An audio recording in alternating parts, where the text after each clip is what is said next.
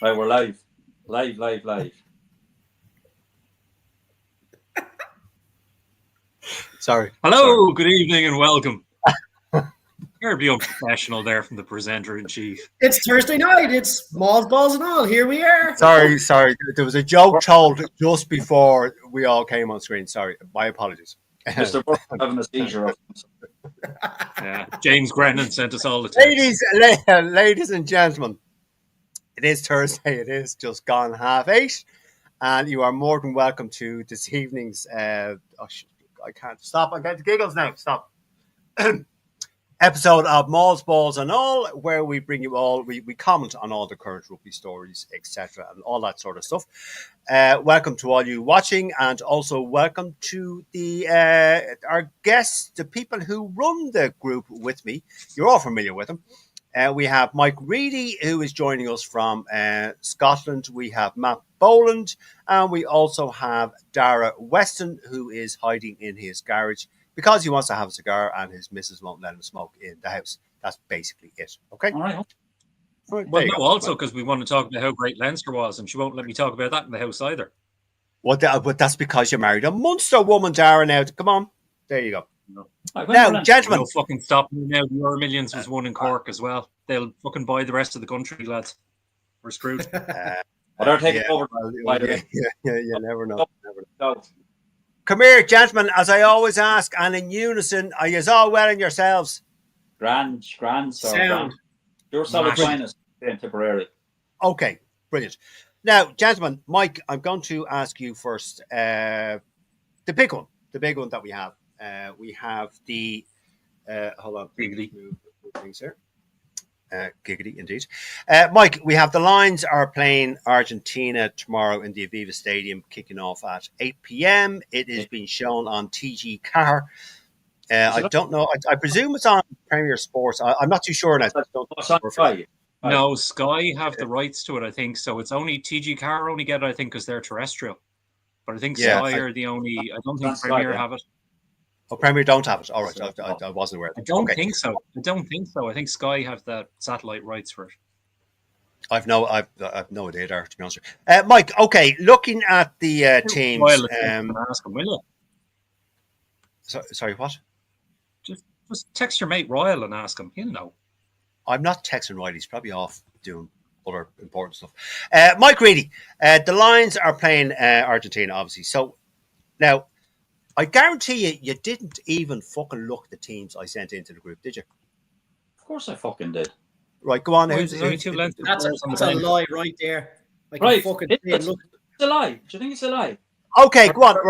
I'll tell you what. No, hold on. Mike said he looked at the teams. Right, go on. Hold on. I memorize the lie. Right, go on. Name the Argentina. Mike, hold on. Hold your fucking horses, will you? Mike, name the Argentinian front row. The Argentinian front row. Go on. You said you looked at the team. Go on. Name the Argentinian front row. Fucking names. No, they have a good front row. That's all I'm going to say about it. Oh, that is such a cop-out. That's a good way to get out of it. But you fucking name them, you bollocks. I don't have it in front of me. You have. Vivas Montoya. Go on, Matt. Go on. Montoya and Scavellini. There you go. You see, Matt did his homework. I knew fucking Mike Reedy you wouldn't. Right, well, fucking Carreras is full back. Albornez is the fly half. Garcia is the scrum half. They have... Who else have they got? They're a fucking... I'll tell you what they have. Mendy on the wing. Yeah, they have a decent side, lads. And I'll tell you something. We don't want to be taking them for granted at all. No, everybody's going on about the inexperience of their halfbacks. Our fucking halfbacks. How many international games have they played between them? Like, even just for England. Okay, Mitchell has probably played a little bit more. Finn Smith has only played about 3 fucking international games. He didn't even start the Six Nations. Hold on, Mike, hold on. Sorry to cut across you. Wait until I give you.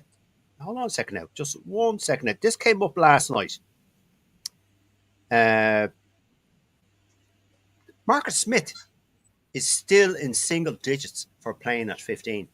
Absolutely. But and lads, not being funny, but he's weak under. He's not strong under a high ball, and with the new rules, he's weak, and they will kick. See that Carreras? He is rapid, proper rapid, and they'll chase absolutely. If they kick, they'll chase everything. And Van der Merwe is weak defensively. Tommy Freeman isn't too bad, but we saw how poor England were during the entire Six Nations defensively. Really, really poor. Their back three were dreadful, and we have two of them in that back three. So they'll go after us. They'll go after us in the scrum as well. That front row that I couldn't name will go after our front row and our starting front row. But they will, without a doubt. And like Tig and Itoje they'll do they're better actually in the loose probably than they are in the tight, but they'll do massive work. Now we have good jacklers like Morgan, Ben Earls. Morgan Curry and Ty Byrne are all excellent at the breakdown. So Ben Earls as well. Ben Earls. Well, Earls is more of a carrier really than.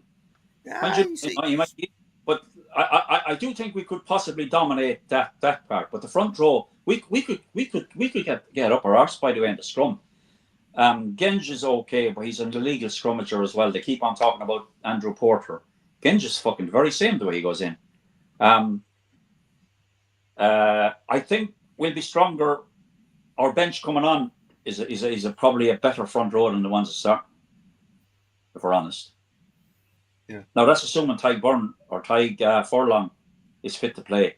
A whole really genuinely. Well, he wouldn't be named, Mike, if he wasn't fit. He's on the bench, so yeah. So very the last 6 months or even the last year. I think that's why he's starting on the bench. He'll probably only play about 20 minutes for you know Finlay being pulled off, and they'll put him on for the last 20 minutes just to get a bit of experience. How good would it be the ground running for Tig Furlong again? The Bealham has been solid for Ireland, to be fair, lads. Anytime he's played, he's never really allowed less. Listen, Tig Furlong was a hard act to follow. He's probably the best tight head there's ever been in the Northern Hemisphere. In my opinion, he is. And if he hadn't been injured over the last 2 seasons, he'd have cemented that accolade. But I would. They are though. Argentina are always very, very strong in the set piece, particularly in the scrum, and they'll go after us in the line-out as well. To be fair, Itoje is very, very good in the line-out. So is Tig Byrne. Well, Tig is as well. No, that's something that our back row are not. None of the three of our back row are renowned for line-out ball. But hold on, Mike. We come on to the Lions team now in a minute. I just wanted to get the Argentinian team out of the way. Argentina are powerful. They'll have a powerful pack. Yeah. Now they're missing a few players who are still playing in France, and they'll. But they're not. That's not a mug team, by the way. Anybody who thinks a mug team is kidding themselves. And Melbourne is a decent fly half. Now he'll do okay. Like Finn Smith's inexperienced as well. So do you know who the danger player, Mike, is for the Lions? If they kick to the Argentinian fullback, Carreras, who runs from everywhere. He reminds you of now, Mike. You know, he reminds you of Serge Blanco. Absolutely. Anywhere. And that wee guy that plays for Italy, what's his name? The Camembert or whatever. Cappuccino. What's his name? Yeah. I've just named the cheese and a coffee there, so that's okay. You've got between the two of them. Right. Okay. Thanks, Mike. Matt Boland, your thoughts on the Argentinian team? Now, I didn't realize, Matt, that I went through them there. An awful lot of the Argentinian team play in the top 14 or the Premiership. So this is no mug side, Matt. Absolutely not. And you got to remember when Argentina are playing, they're playing yearly against South Africa, New Zealand, and Australia. And they beat South Africa there. And they've beaten New Zealand as well, and they've beaten Australia as well twice. Do you know what I mean? And I think in the last two seasons playing, they were actually very close to winning that championship. Do you know what I mean? So They are no slouches by any stretch. Hold on, Mike. Would you ever stop? I know you're dying to get in. Jesus Christ! Stop. I know. You can't shut him up. Go on, Matt. Your go, Mike. No, I'm saying that they put 70 points. Mike, Jesus Christ, Mike. Argentina. Go on, Matt. Oh God.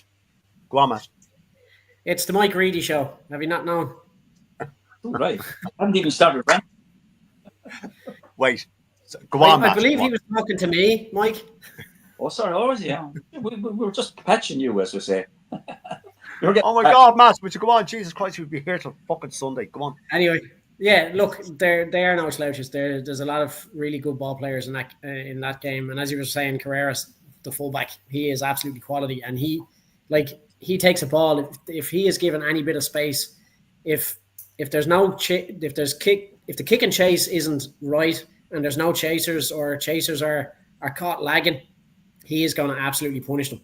And he is the type of player that will break the gain line all day long and gain maybe 30 or 40 yards easily in the blink of an eye, and possibly more if there's a lack of cohesion in the team. And you got to remember, like, the Argentinian team are together a lot longer. Now, I know they have a few injuries longer together than the Lions team. The Lions team have only been together the last 3 weeks, and we don't know, obviously, how training's been going. We only see the snippets from social media and that type of thing, how the cohesion is, how the players are getting along with each other. Now, generally, it's always good buzz around the Lions, and the players get to know each other on a personal level, and they get to know each other on the pitch, and it's a whole. The whole ethos on the Lions is to get together as four, become one, basically. And I know they all give it, and they're all so happy to be and so privileged to be picked on the squad anyway. So I think they do forge together really well. But they're like Argentina, like they're very, very, very good. This is not the side of Argentinian team years ago. You got to look at what they're playing every year, and then, as you said, like, most of them are in the top 14. A lot of them are in the Premiership, and they're all really good players. So I'd be wary, and that front row and that scrum is absolutely quality. I think we'll have them matched in the second row and in the flanks and stuff like that. I'm hoping. Yeah. But I don't rate Luke Cowan-Dickey. I'd fucking, I'd have Kelleher on instead. Maybe have Luke Cowan-Dickey come on for the last 20 minutes, maybe. But I don't know. That's just me being. It'll certainly be interesting, Matt. No, look, it's going to be great. I can't wait. I bought my Lions jersey today and going tomorrow. Are you going? Are you going, Matt? I am going. Yeah. Oh, well done. Well done. Might see you there, albeit. Might see you there. Sold out. Did you get a loan or did you get a freebie?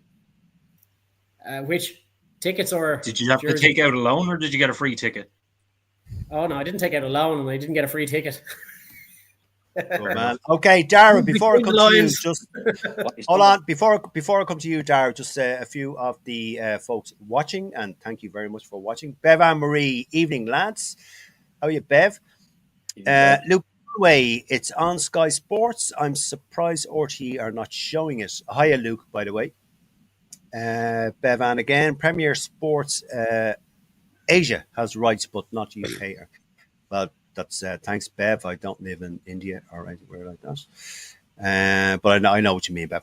Claire Devaney, evening lads. Hi, Claire. Claire. People trying to be helpful. He's just being sarcastic to them. Jeez. I'm only joking. I'm only joking. Bev Anne Marie. Bev knows I'm say fucking grumpy bird. Oh, right. We'll just stop it. This is my soliloquy. Now in a minute, Dara. I tell you, now, Neil McKeown, also on the Welsh channel S4C. Yes. Declan Quigley, Dean Quigley. Evening, chaps. Hello, Dean. How are you? Dean has got a shocked face on him. I don't know what that's for. Probably something I said or someone else said. Jared Brennan, Capitan, Argentina by a couple of scores. Yeah, all right, Jared. Calm down. Presidente. Presidente, Jared Brennan, a Thai RFC. All right, Dara Weston, looking at that Argentinian team, I tell you, that's not a bad Argentinian team, Tara. What do you think? It's not. And I mean, to be honest, Argentina are a team that you underestimate at your peril. We as Irish fans should know, because we've come a cropper several times, be it in Bordeaux, be it in Lansdowne, be it anywhere, especially World Cups. I hate when we appear in the same realms as Argentina. Yeah, I was at one of them. So, I mean, one of the things, if you imagine, like, all these lads are plying their trade abroad, so they only get home every so often. You know, there's a few of them play twos or threes or fours, maybe might play on the same team in the top 14, etc. But remember a couple of years ago when Argentina had the Jaguars in the Super Cup rugby? Yes. And they had a team, and the idea was to try and, you know, bring some of the internationals into that team. And so I would have been interested to find out what your new mate Les thought about that, but I didn't get a chance to ask him. But yeah, so I mean, they're, for a team that is basically, you know, the Uruguay seemed to have really dropped away in terms of world rankings and just overall appearance. You very rarely see them anymore in terms of even playing friendly games or anything. So Argentina are very much isolated down in the south, or down the southern tip of the Americas. And it's basically, a lot of people say it's to do with a lot of the Welsh miners that went over there. I mean, there's parts of Argentina where they still speak Welsh, because there was Welsh went over there for coal mining and stuff like that. And then the Irish priests brought the rugby as well. The Jesuits have a lot of schools over there, and I think the Christian Brothers might have been involved as well. But anyway, we won't talk about those workers. No. So yeah, I mean, they're a strong rugby nation. I mean, if you look back to the amount of, you know, joy Dr. Phil gave us when he was playing in Leinster. And he's involved in the Argentina setup now. So, I mean, yeah, I think it could be a tight game. And, you know, as Matt said, the Lions are only getting together. And I mean, the other thing is that you've nearly a third of the Lions squad that haven't even got together, you know, and aren't on the bench or anything yet. The Leinster lads. I mean, there's only Tig and Kelleher, because they weren't named for the final. But a lot of the Leinster lads didn't get to go to Portugal for the team building or anything like that. You know, they're not included in the squad for tomorrow. They were on the captain's run today. Yeah, so that's it. So they'll only be starting to kind of fit in this week. So, true. So they still haven't gelled really yet. You know, that's a very valid point, Daria. Mike, I'll come back to you. I have them occasionally. Sorry, you have what, Daria? What? I have valid points occasionally. Well, sorry, you do, yes. Very occasional. On a rare occasion, you might have a valid point. Mike Reedy, okay, on to the line squad. Now, let me just see here. Okay, so we have Marcus Smith at 15, who... Now, the problem I have with Marcus Smith, Mike, is that he's still in single digits. This was brought up last night on the line show. He's still in single digits for appearances at 15. You could trust him, Mike. I don't think he's a natural full back, to tell you the truth. Size isn't like, it's not always. I mean, Lee Halfpenny was not the biggest full back ever, but he's slight. Marcus Smith is slight. He's not the best under a high ball. Doohan is fucking dreadful under a high ball, and he couldn't tackle a fish stopper. They honest to God, I'm concerned. No, Mike, I want you to be honest and say what you mean. Come on. Tommy Freeman has been excellent the whole season, right? Yes. Leinster out in the Heineken Cup, and always. But that aside, Marcus Smith, let's hope he does. He rises to the occasion. But he started off the season like as the number 110 for England. Then they tried to shoehorn him into the full back position to fit in Finn Smith, and he's okay. He's very exciting with the ball in his hand when he's running at teams with the ball in his hand. But getting the ball is a different kettle of fish nowadays. When you have a kick chase, when you have Carreras fucking coming down that channel, chasing the ball he's kicked, Marcus Smith will shite it, I'm afraid. I hope he doesn't, but I don't know. I don't know if he won't. No, he's got to be third choice full back in the Lions squad. So why is he starting then against Argentina? Well, because Hugo Keenan hasn't played for ages, and Watchcott is still playing in France, isn't he? Fucking Kinghorn. Kinghorn's recovering from an injury. Yes. Okay. We're putting fucking round pegs in square pegs in round holes, really. But let's see how they do. I'm concerned about what's at the back three. About the Lions back three. Yeah, I am. So you're concerned about Marcus Smith, Duhan van der Merwe. Tommy Freeman's okay now, but Tommy Freeman's a bloody good player, Mike. Yeah, but how good is he defensively either? Like you even remember the game we played against England in the Six Nations? We ran through them. I mean, Gibson Park ran through them the same as if they weren't fucking even there when Gibson Park ended up finishing the try when James Lowe brushed Alex Mitchell aside and passed inside to Gibson Park. He fucking ran through them the same as if they weren't there. And that was Tommy Freeman, and no, in fairness, Marcus Smith wasn't full back that day. He was playing fly half, and they had that fucking Stewart was it playing full back. Brilliant, Mike. Fantastic points, really well made, and we could talk all night about that. Right, Matt. Your thoughts on Marcus Smith being in single digits for playing a full back? Do you trust him, Matt? No. Grand job. Okay, Dara Weston. Go on, Matt. Like, if you look at the team sheet, right? You've got Elliot Daly there, and he has played probably fucking loads of games at fullback, and for me, like, I understand, like, he's going with the younger guys and trying to get them as much game time as possible, but Marcus Smith is not a natural fullback, and when you see him playing fullback, he's not really in the right positions. He's always positionally lost or left wanting, and shit happens then, and teams fucking get in and make ground into the 22 and even score tries. For me, like, a more well-rounded fullback from what's available to Andy Farrell at the moment would be Elliot Daly. You look at the guys that have come back from the finals there at the weekend. None of them are going to play. Like, so all the Leinster lads, all the Bath players, none of them are going to be featuring in that squad today. But for me, like, fucking Elliot Daly should have been, could have been, and would have been the better option for me.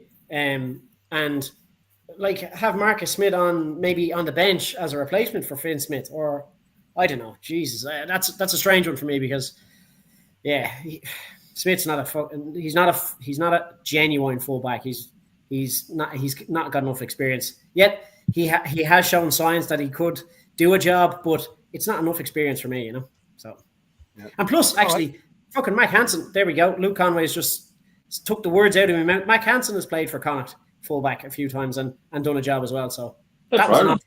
So, yeah.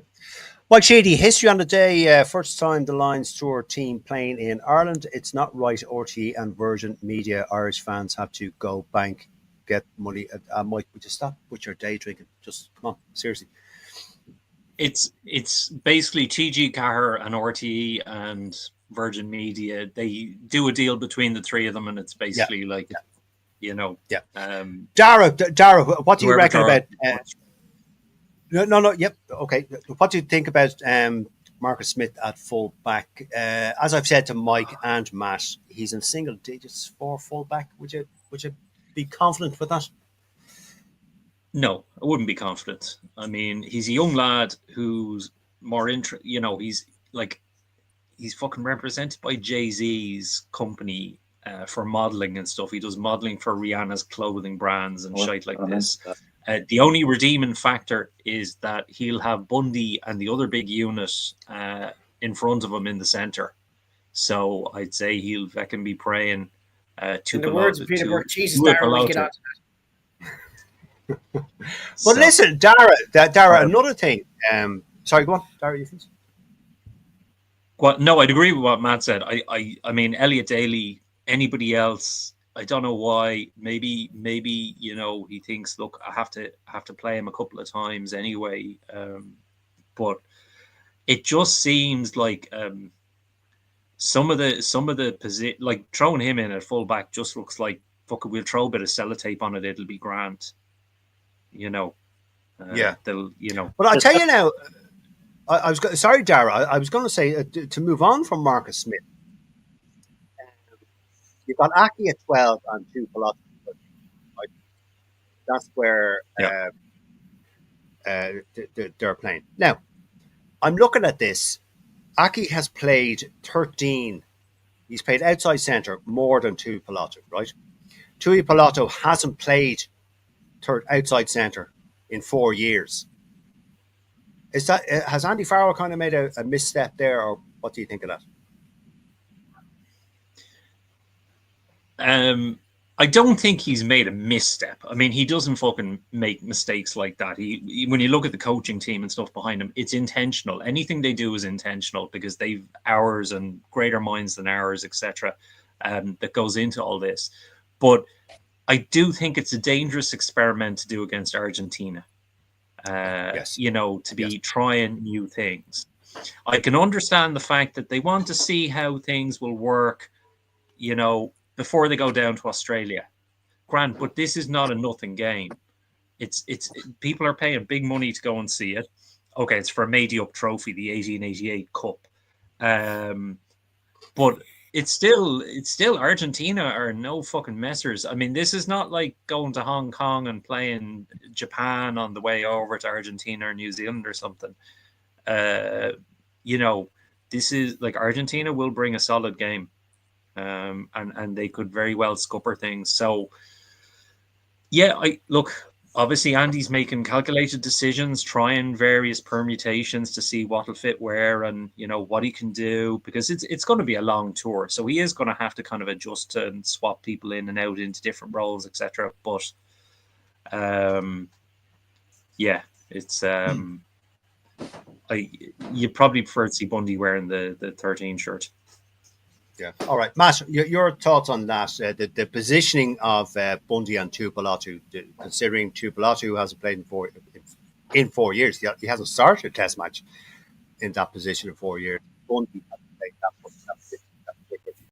You could say the same, Matt. Sorry, about Tyburn and Atoje in the second row. Their numbers are kind of swapped. Well, look, going to the centres, like Aki and Tuipulotu, like both of them are fucking units, right? And looking at Picardo and Cinti, they're lacking in physicality massively, and especially Cinti. I think he's only fucking 90 kilos. Look at Aki, he's nearly 105 kilos. Tuipulotu is 115 kilos. And I think that's why they've switched Sione and Bundy as I think they're going to get Sione Tuipulotu to fucking plow through them two boys. And then he has Bundy as backup. And Bundy outside him, yeah.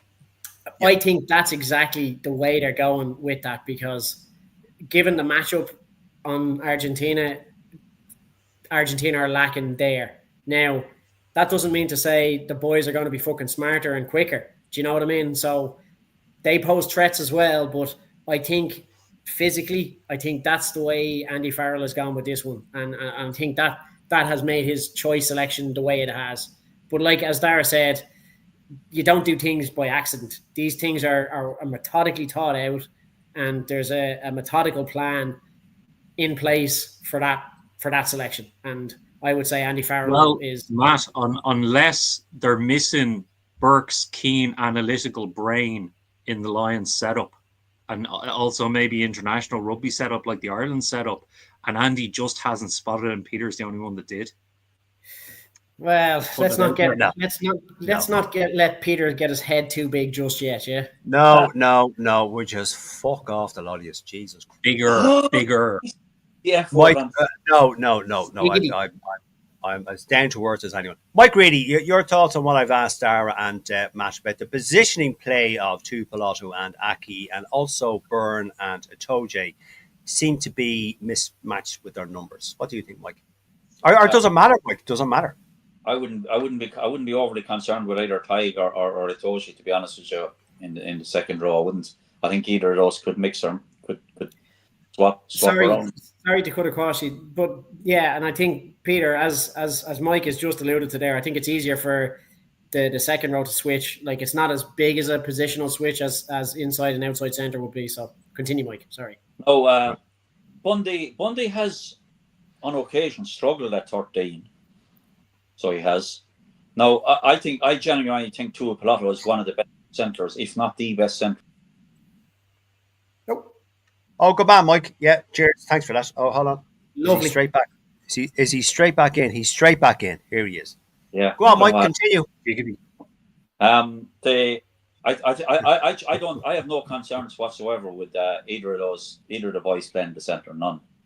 I genuinely don't. I think Tuipulotu could play anywhere. He's an absolute unit. One of the best ball carriers you could ever hope to have in your team. He's a beast in the tackle, and I think that's going to it's probably going to save our back three. Those two boys playing in the centre.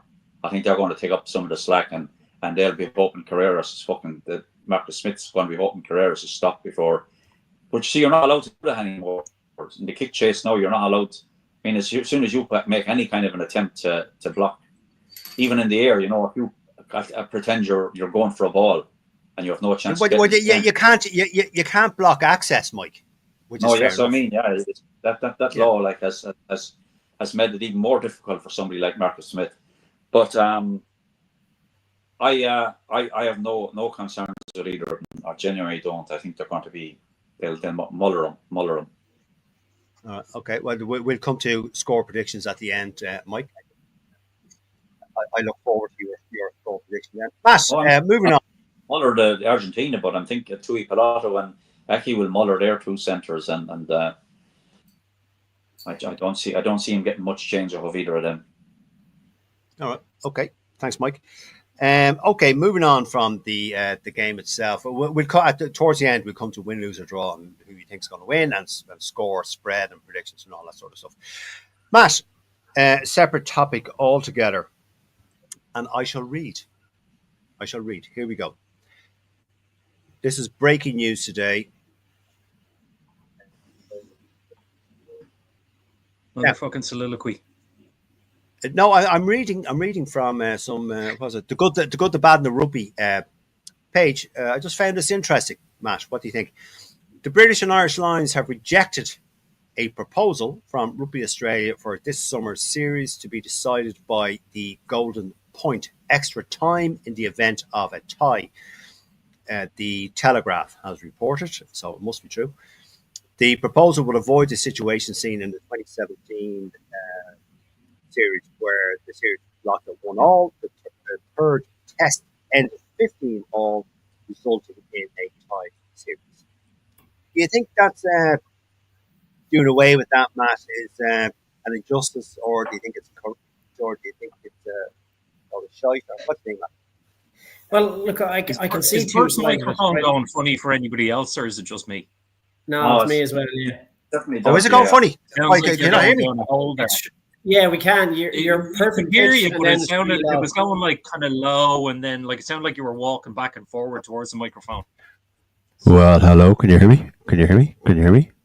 Yeah. No. Yes. Yeah. All right. Go on. Sorry, Matt. Go on. Can you hear me now? Is it okay now? Stay on the microphone. Fucking Timo, Mike. It's not. I did. Would you shut up? I bought that. I didn't buy that on Timo. Go on, Matt. Look, I mean, I can see a positive and a negatives of this, because like nobody wants a Lions tour to be drawn, and like we all know, a draw in rugby, it may as well be a loss. So to have a drawn series at the end of it, that's two teams going away with a loss for me. The whole golden point thing, like, do think that's a load of bollocks, because all you have to do then in extra time is kick off, retain ball, either get a penalty and score or drop goal and score. And that's really unfair of how to decide a match. Now, do we want a situation where they play two halves in extra time and then it goes to fucking penalties either? Probably not, because that's not great either for the game. But it I suppose it's a good way of deciding on the day who's the winner, but definitely not the golden point rule. I mean, that's the biggest load of shite going. I was listening to that podcast today, and the lads were talking about it, and they were talking to the CEO of the Lions, Ben Calvely, and it was very interesting his point of view as well, because he basically had said, like, it's very hard on players when they're out there that they're giving all, and then it ends up in a draw, and then it's a drawn series, and it's just you're better off nearly playing out whatever to maybe penalties or whatever to decide who wins and who loses, because it's sport. Everybody wants to win. Nobody wants to lose. So why have a fucking drawn game? Or a drawn series doesn't make sense to me. And look, I mean, against New Zealand, I suppose a draw is a good result as any, but we definitely don't want to be in that scenario here in Australia. Given the turnaround that Australia they've come good now in the last maybe year and a half, but they were pretty shite for the last couple of years. So I think there's big expectations on this team to win. Now I don't think it'll be a whitewash, and it won't be as easy as people have made it out to be. But me personally, I would be. I don't see it being drawn. I don't see a draw game happening in this. I really don't. It's look, who fucking knows what's going to happen? I mean, if I had a fucking crystal ball, I would have won 250 fucking million there during the week. So yeah. Look, I see positive, I see negative of it, but I don't know. Like I suppose it's best for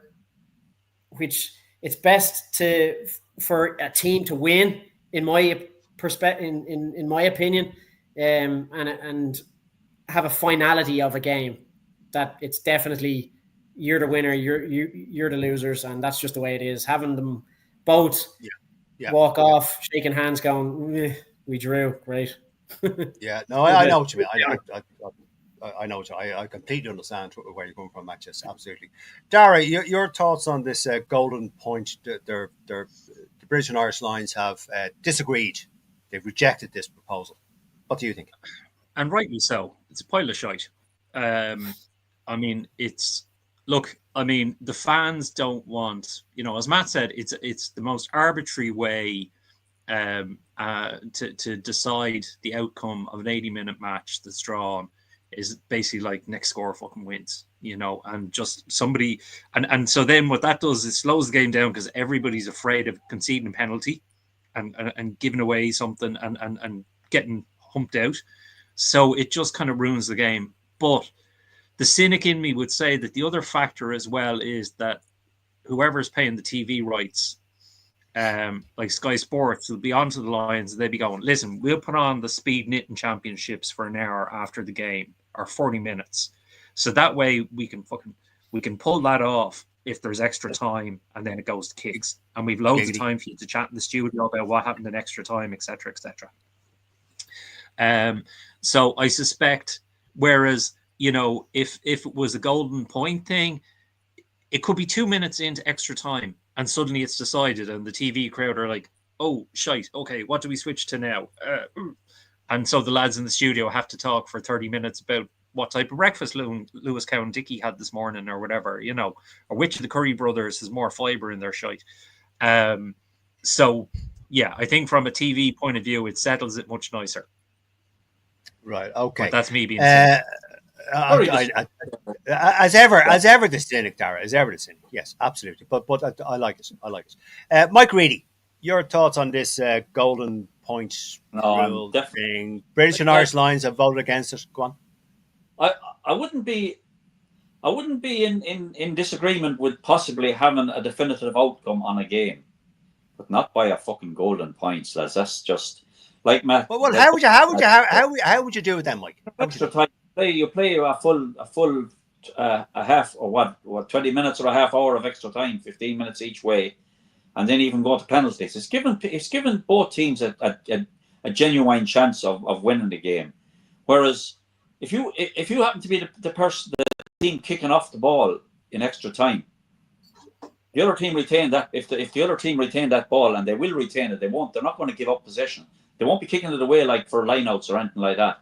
So that gives them, whoever kicks it off is at a disadvantage straight away, I would say. And I couldn't. I mean, if you have somebody like Elliot Daly who can kick a penalty from your own half, like, that's all you have to do is fight for it to get a fucking penalty in your own half, and you have somebody on the pitch that's capable of kicking it. So no golden points. But I think a definitive result, because the result in, as the aforementioned 2017 in New Zealand, that was left with a bit of a sour taste, really, or it wasn't a sour taste. We got out of jail there, if I'm honest. The Lions got out of jail on that tour. Sonny Bill Williams got sent off in the second test, and that's the only reason we won that. Now, if you go back to the last time the Lions played in Australia, we should have won the series 3-0. And everybody revered Gatland about how good Gatland was, and what he got that all wrong for me. I guarantee you, I think I could have picked the team to beat us. They were the worst Lions opposition ever, and these possibly could be as bad. People are hopeful. Matt's hopeful. I don't think there's going to be any points needed to beat Australia. We're going to hammer them 3-0. No question for me. Really? Okay. Absolutely. That's confidence for you. Sean Fleming, hello from Limerick. SUAF. Excellent. Thanks, Sean. Good man, Sean. Stand up and fight, that is in Munster talk. Do you want me to start singing it? No, fuck off, Mike. And fight. Fuck off, Mike. Gentlemen, Mike Reedy, I'll come to you, and we'll go around this way. Mike Reedy, the Ireland squad, the Ireland Summer Tour, they are playing Portugal, who are ravaged with injuries, and they are playing Georgia. Georgia was always going to be the tougher test for these Irish lads. The Irish squad, there is 15 uncapped players. Mike, did you see the Ireland Summer touring squad? I saw the squad, but it's a while ago since it was named first. It's been updated. Oh, has been updated. Yeah. You've got 3, 4, 5. McNabney's out. Who's out? 7, 8. McNabney from Ulster. Oh, is he? You've got 12 Leinster players, Mike. Okay. You've got 3, 4, 5, 6, 7, 8, 9. Surgery. Yeah, you've got 10 Munster. Okay. 2, 4, 6 Connacht, and 2, 4, 6, 8, and 9 Ulster. Do you know something? You say 6 Connacht. There's 3 Connacht players, or 4 in the Lions squad. 3 anyway. So having 6 more, like in the Ireland squad, going away is a fair old accolade for them. I'm not going to pretend I did see that. I didn't see the updated team. Did you see the list I sent into the chat group of what we're going to talk about tonight? Mr. Burke. Today was the busier day. I didn't get a chance. I had a quick scout, and I looked at the Lions one because I wasn't. I didn't think that the Ireland squad had been changed. But anyway, right. Do you know what? There's a chance there for some new young lads going in there, and it's great. That's what we need. We've all been shouting for this, like during the seasons in between World Cups, where we don't blood new players and this and that and the other thing. No, and we Ireland last season chose to go to South Africa for their summer tour. You ain't fucking blooding players on a South African tour, lads. Let's be honest. So This has given us a chance to do something different. And everybody was saying, Scotland blooded fucking 25 players and all this. Yeah, they did, because they went to fucking South America and only played Uruguay and Chile or some fucking thing, and played America on the way. So you get a chance to blood players, and so France went to Argentina last year and took a whole B squad basically. So that kind of made it look as if they were the ones, blooding new players, and we weren't. But I tell you, Mike, do you know what I like? Sorry, Mike. Do you know what I like about this? Is that there is 14 or 15 uncapped players. That's good. Going on this. I think that's brilliant. Yes, absolutely. Yeah. Dara, your thoughts? Sorry, go on. Mike. Who do we play first? I think we play Portugal first. Right. Okay. Now Portugal are ravaged with injuries, so I don't think the Portuguese. Listen, look, with all due respect to Portugal and their rugby team, I don't think that is going to be a massive challenge. The Georgian team, however, I think that's going to be a different story altogether. Absolutely. Fine, because like for us to go to play over in Tbilisi is like, you know, they're rubbing their hands, by the way, at the thoughts of an Irish team going to play there now. And sorry, Neil McKeown has corrected me. Goodell, Neil, we played Georgia first on July 5th. Sorry, my apologies. Thanks, Neil.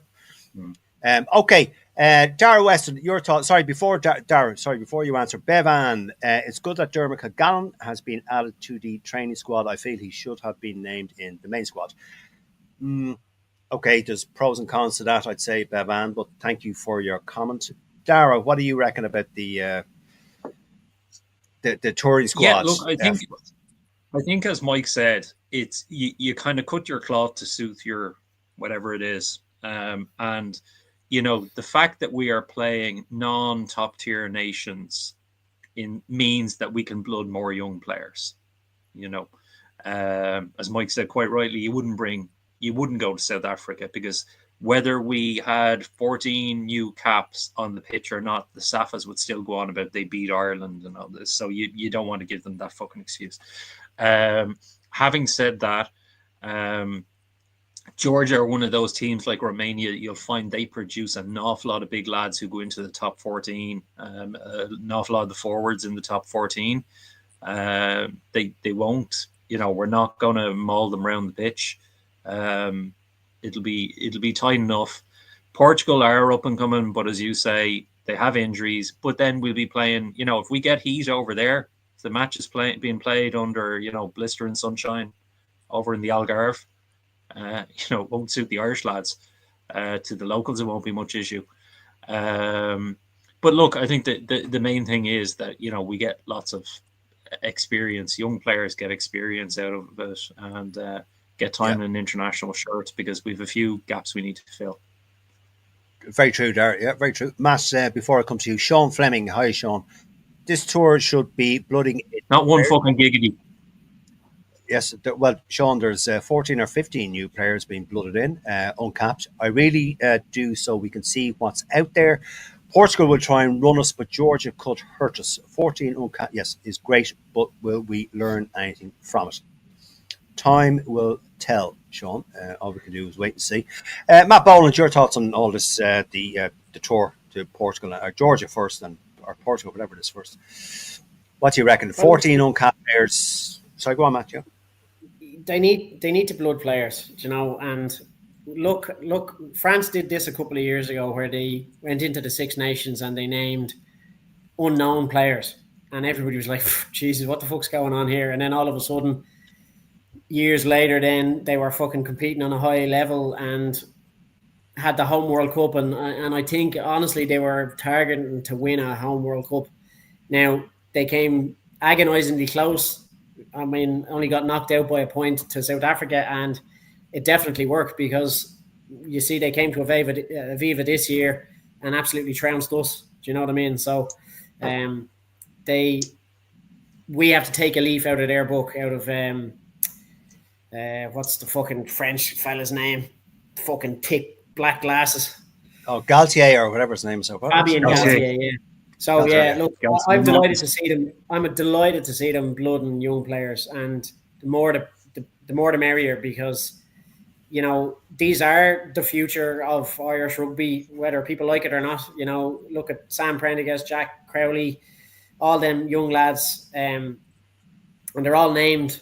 Well, not all named, but there's a lot of them named in this training squad for the summer tour, and it's bloody brilliant, and I'm delighted to see. Unfortunately for James McNabney, he's undergone an ACL injury, and he was replaced by Brian Gleeson, Dermot Kilgallen, and Evan Connell in the training panelists. So I don't really know what that training panelist is. I presume it's giving them a chance to shine, to maybe get into the squad to tour. That's exactly this. Yes.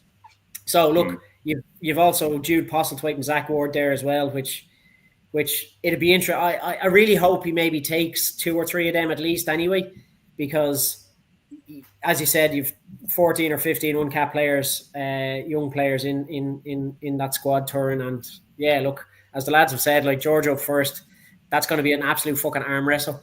Them lads are big lads, big fucking pack, and if they can get through that fairly unscathed with injuries, it'd be very interesting to see the Portugal game, because I don't think we've ever played Portugal. And as Dara Weston said, it could be in the Algarve under the sun. And what? No, as Neil McKeown said there, it's been moved to Lisbon. Okay, a little bit further north, but it's still hot enough, I would imagine. Yeah. He's going in the squad. Is what? Say that again, Dar. He's not. What are hookers? He's going in the squad. One he is. Gunn. I can't hear it. No, I don't think so. Fintan Gunn in the squad? Yeah. No, he's not. No. I'd be interested to see him in, because we already know Casey is a nailed-on replacement for Gibson Park. But, we need to be planning ahead of that now for the next. Yes. And look what Fintan Gunn did at the weekend. Exactly. Coming off the bench. Is he taking young Ben Murphy then? Ben Murphy going? Yes, he is. Yeah, he is. Ben Murphy going, yeah. So who are the three? He's one of the young capped, Mike. So who's the other? Like, you've got Casey, Ben Murphy, and who else? I don't know. I've gone off the bloody picture. I don't know. I don't have Nathan Doak. Oh, Nathan Doak. Yeah, completely. I don't know what he's doing there. Anyway, that's another story. Luke Conway. I'm surprised Paddy McCarthy is in the Ireland squad. Why? I don't know. Luke, maybe you might tell us why you're surprised Paddy McCarthy is in the Ireland squad. Hi, Luke, by the way. Let me see. I would agree with Bev Ann's comment here. Absolutely. I think it should have been done. Yeah, I'd agree with Bev Ann there. You're right, Matt. Yeah, you're right. Absolutely. Yeah, I totally agree with Bev Ann. Coming from an Ulster supporter. Yeah, I agree with that as well. Yeah. I would have that. Mike Sheedy, Brian, he for Nina, Ormond, RFC, also Munster. Okay, Mike. Thanks very much. Okay, gentlemen, we have 7 minutes left. One thing I want to talk about that popped up. Mike, I'm going to come to you first on this, and then we'll go on to win, lose, or draw, because we're fast running out of time. Mike, World Rugby. You're going for quiet again. Am I gone quiet again? Am I gone quiet again? Hello? Hello? You're back now, but you did kind of mumble off. I don't know why it does that. Can you hear me okay now? Am I too loud? Yeah, we can hear you okay now. All right, okay. I don't know why it does that. Fucking car, the announcer in Tesco. Clean up John an aisle tray. BBC. Yes. Okay. Mike, if you can hear me okay. Planet Rugby, the Facebook website thing, they have... yeah, they're not too bad. But they said... Even a fucking blind squirrel finds the odd nut. That is your signature statement, Darren. Hold on. My father's hold on, before we go into it. Hold on. Sean Fleming, again, Fintan Gunn looked good for the time he was on. Alert took control and moved them forward. Looks good. He does. Yes, he does. I have Matthew Devine in there, to tell you the truth. Another good show. Yeah, not bad. Yeah, not bad. Yeah. Oh. So go on, Mike. What? Is ahead of Nathan Doak, Matthew Devine, the other Devine, I would agree. Okay, Mike. Anyway, back to Planet Rugby. They came out with this thing. World Rugby is accused of rewarding failure following the appalling Andrea Piardi's Lions test appointment, going on his performance in the URC final and all this sort of stuff. So, the referee for the Lions and Argentina game is this guy, James Doleman. What a stupid superhero name, Doleman. How he accused me 150 quid. Where's he from? Assistant referees. He's New Zealand. He's a New Zealander. And assistant referees are Nika, I always butcher his name. I'm not even going to try it. And Andrea Piardi from the Italian. He's Italian or French, Piardi? He's Italian. He's Italian. Italian, yes. Italiano. So would you, Mike, would you see this as like this again? This annoys me intensely that this is having a go at referees. They're trying to do their job. They have 2 or 3 or 4 people helping them to make decisions, the TMO, the linesman, and whoever else. It's not always the referee's fault. He calls it on advice on the 2 or 3 people he has helping him. What do you think, Mike? Is this like, should this even be an issue that World Rugby have been accused of rewarding failure for his performance in the URC final? I personally, I think it's ridiculous and shouldn't even be mentioned. Mike? I think it's very, very poor, to be honest with you. I haven't seen that, Peter. But I think to raise a question before a game about the credibility of a referee, Piardi, he made a worse mistake. See, in the Munster game prior to a few weeks ago, where he had players. God. What is wrong with you? Screen there. I was losing Wi-Fi or something. Anyway, he made a mistake where he reduced Munster to 13 players when they shouldn't have been during the course of a game. Right? He made that mistake. I don't think he done particularly badly in the URC final, to tell you the truth. You could not honestly say that he had any influence on the final result. How can they make such an outlandish statement? The Bulls were battered off the fucking park, and let's be honest, they were lucky to score 7 points. So I'm sorry, but that Planet Rugby is junk for me. South African garbage. Everything they publish is. And they keep on pushing. It's all controversial stuff they want, clickbait stuff, nonsense. I'm sorry, but to bring the credibility of a referee into question before a game is not rugby. It's just totally against the ethics of rugby for me. It's poor. Okay, really. I tend to agree with you, Mike. By the way, Dara Weston, your thoughts on all this? Load of bollocks. Really, it's a combination of Munster people not letting stuff go and blaming Piardi. What happened was Jaeger was taken off for HIA, and then later on, was it Archer, I think, had to go off, and they said, because they hadn't a specialist, they had to take their number 8 off. And then about fucking 14 minutes later, somebody realized, oh, hold on, Jaeger went off as a HIA, so they are allowed to bring on another prop. So they were allowed back to 15 then. And so people said, but in fairness, that's not the referee's job. The referee's job is to look at what's happening live on the pitch, and basically is a 5-second to decide, does he blow up and give something, or does he continue and play on? Keeping the fucking minutes of the game and what happens and who went off and why they went off and who's come on and when they're coming on and how long have they been off for their HIA and all this, that's up to the TMOs and all that. You can't expect the ref to ref the game and to be fucking taking minutes at the same time. He can do one thing or the other. He can follow the live play, or he can keep all the stats in the background. So I wouldn't blame Piardi for that. We would blame his assistants, the TMO, etc. They should have been in his ear saying, no, listen, Jaeger went off for a bloody or for a HIA, perfectly legal to bring on another prop, a second prop substitute. So yeah, I think it's just fucking sensationalism. I mean, rewarding. He's running the line. He's not fucking refereeing the match tomorrow. He's running the line. So, I mean, it's just clickbait headline, as you say. Yeah. All right. Fair enough, Dara. A point well made. Thank you.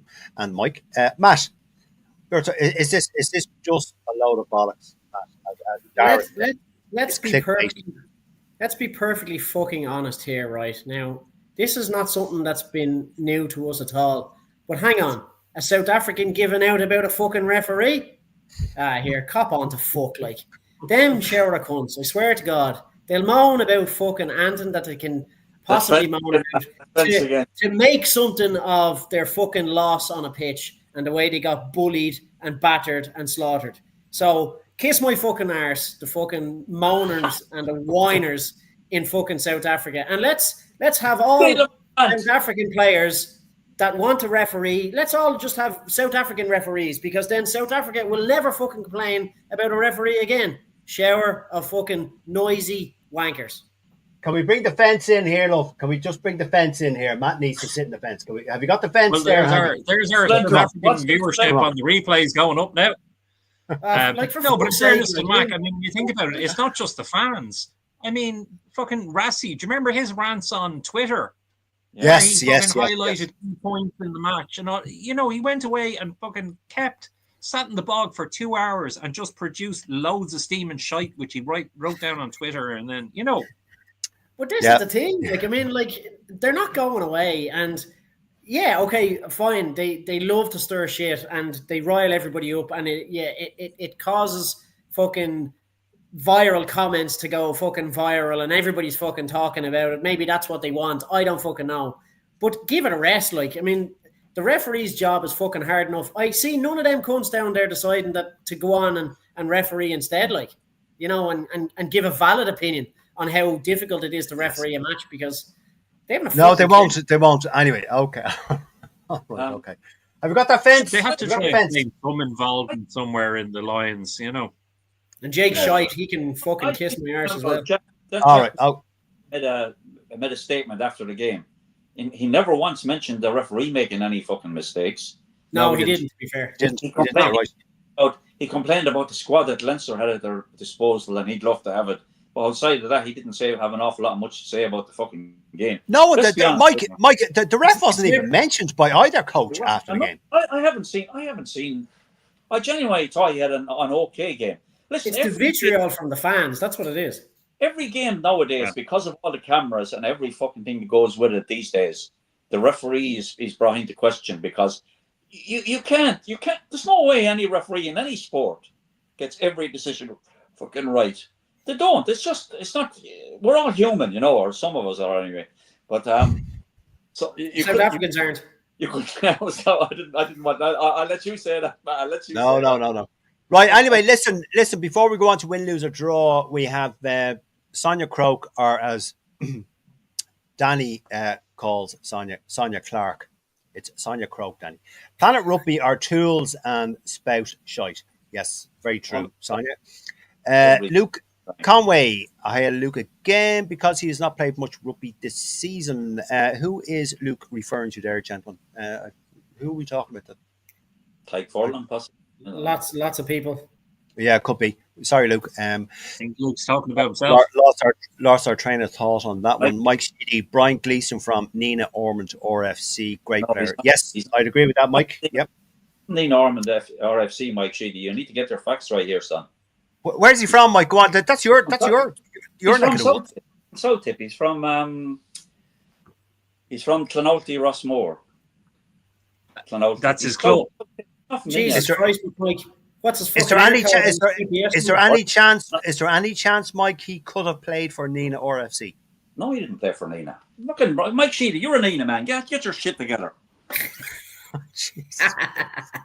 All right, okay, gentlemen, we're over the hour mark. Tip wars. We have two Tipperary men going to fight. The Nina boys are in town. Tip Love Island. Here we go. Okay, right. Win, lose, or draw, gentlemen. Matt, I'm coming to you. The game tomorrow night. Lions versus Argentina. Give us your prediction, score prediction. Who's winning? Who's losing? Who's drawing? Oh Jesus! Do you know what? This is fucking hard to call. I mean, I want the Lions to win because it'd be great to head off on tour down to Australia with a win under the belt and have that confidence going. But I don't know.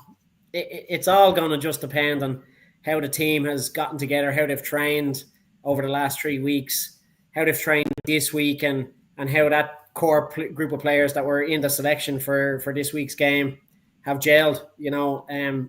It's going to be very tight, I think.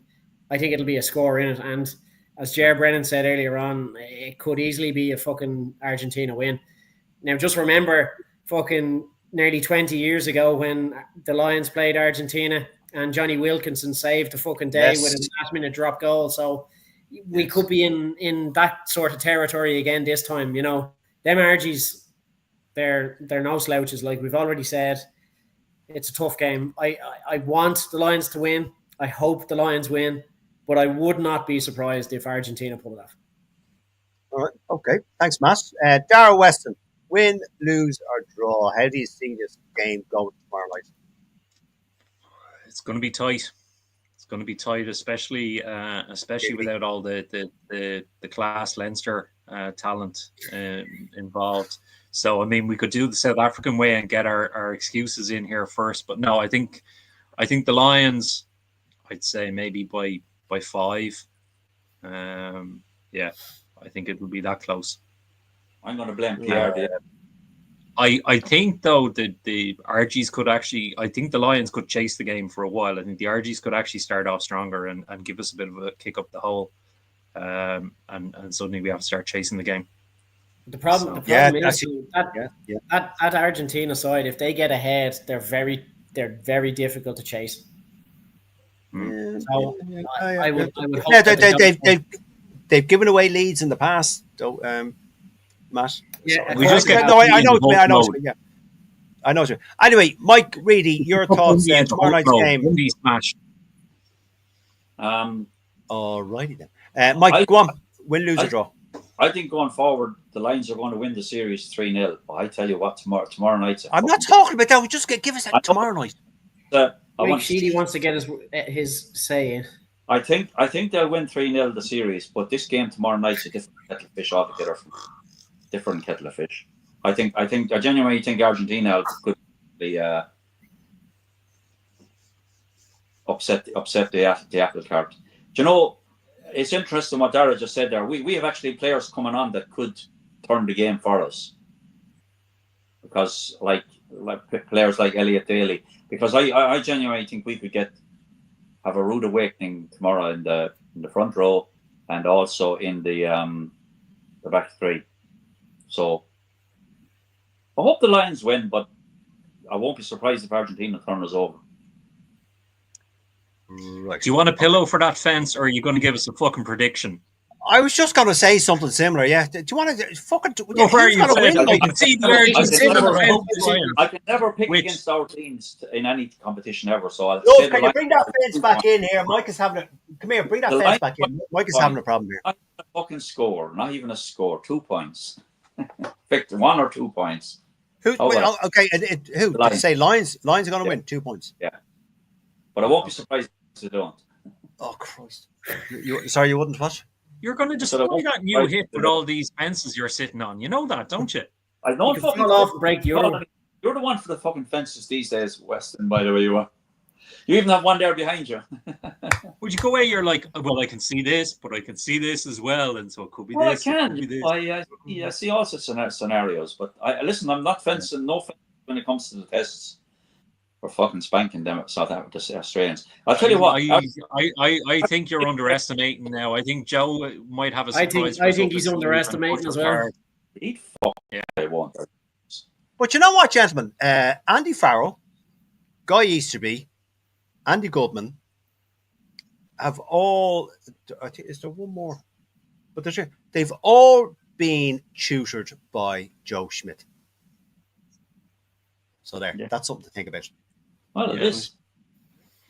What do you say now, Mike? Yeah, there you go. Do you know what? I'd hate to work in a restaurant and take Mike Reedy's order. No, I'd hate to work in a restaurant and take Mike Reedy's order. Yeah, you know what? I might take the steak, but I don't like. He'll have 4 dishes in front of him because he couldn't decide. No, you can imagine at a wedding, beef or salmon. Well, now, where's the salmon from now? Is it farmed or was it caught in the river? If it's South African, I definitely don't want it. Where's the beef from? Yeah. If the beef's from, where's the beef from? Yeah. South Africa against poke it. I love the taste of salmon, but I like the taste of beef as well, so I'm really confused. Yeah, I'm really confused. Hold on. Last comment. We only have the vegetarian option now. Our last comment. Hold on. Brendan Kennelly, who are you looking forward to watching during the entirety of the tour? I don't player know. I presume so. Well, obviously he's not going to be fucking some random fan bird in the woman in the in the crowd. I don't know. Relax. Well, it could be, I don't know. It's a good question, Brendan. I think, God, Bundyaki. Look to see him come out of this uninjured. Matt, come on, answer Brendan's question there. Who am I looking forward to watching during the entirety of the tour? I would like to see fucking Mac Hansen get a fucking fair shout. I was about to say that. For Ireland. Yeah. But yeah. in fairness, I'd love to see Henry Pollock fucking see what he can do, see what this kid is made of. Don't like him. Fucking everyone. No, that's not true. Go on, Dara Weston. There, Brendan's question there. Who are you looking forward to seeing? Gary Ringrose. I'd love to see Gary Ringrose score a fucking gaggle prize, because Gary is one of these lads who he's always lived in the shadow of Bod. He's always been a consistent performer for us, and I think he's never got the credit he's due. He's been a good service. Good man. And I'd love to see him just fucking blow them all away, and just be the player of the tournament, the tour. I should say. I'd be very happy. That is a good shout, Mike Reedy. Have you anything different to Dara there, or are you agreeing with Dara? I really hope Mac Hansen has a great tournament, because he's been he's been on a downward spiral for a couple of years, and I'd love to see him. I mean, he's been picked in the squad, and I hope he does well, and also Ringrose. Ringrose has, lads. Let's be honest. He's had a great career, and he's been a fantastic player. And anybody that doesn't think he's a good player knows fuck all about rugby. Really, he's a fantastic player. Always has been. So I won't expect anything less than a full-blooded performance from him, because he does it every game. So I think, gentlemen, Mike and Dara and Matt. Yes, I agree with your choices. I think with Gary Ringrose, I think he is one of the better, and Mike, you alluded to there, I think he's one of the better attacking and defensive centres in world rugby at the moment. He's the best 13 defensive 13. I mean, I saw somebody complaining about him in the URC final. I thought he had a smashing game defensively in the URC final. I thought he made all the difference for Leinster, and the fact that he came straight back into the team seamlessly, and really absolutely brilliant. Yeah. So okay, gentlemen. Sorry, go on, Mike. And the same with Josh. It will be sweet if Mac does well as well, because also you'll have all the fucking idiots in the press going, "Oh well, he's an Australian, really, and he only qualified for Ireland under residency rules," when it wasn't the case. His ma's from Cork, he has an Irish passport, and then he was born. So right. Very true. Very true. Okay.